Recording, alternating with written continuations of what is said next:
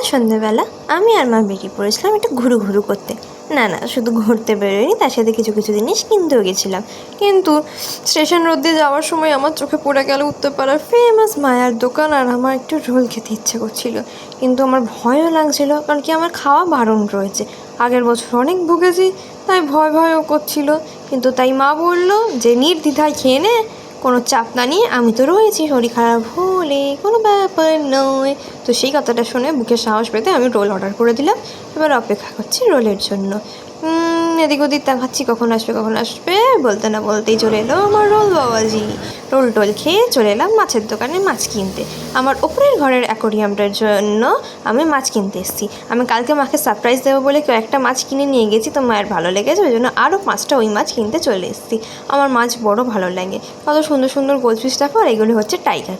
আমার ওপরের ঘরের জন্য টাইগারই কিনতে এসেছিলাম। আমার বড় ভালো লাগে এই মাছটা। আর এই হলো গোল্ডফিশ, মাছের রাজা বলা চলে। দেখো আরও অনেক ধরনের গোল্ডফিশের দোকানে রয়েছে। আর এই লোকটি হচ্ছে এই দোকানের ওনার। একদম রাজবাড়ি হসপিটাল থেকে সোজা এলে এই দোকানটি পড়ে।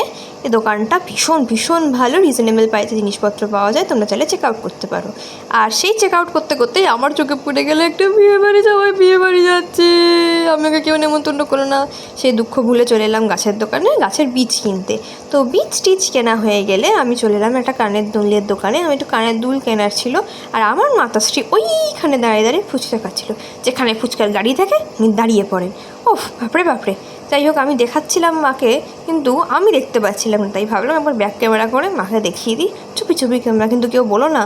এই দেখো আমার মা দাঁড়িয়ে ফুচকা খাচ্ছে, আর এখানে আমি কানের দুল দেখছি, কিন্তু মনের মতন কানের পাইনি। যাই হোক, চলো টাটা, গুড নাইট, ভালো থেকো, লাভ ইউ। দেখা হচ্ছে পরের মিনি ব্লগ।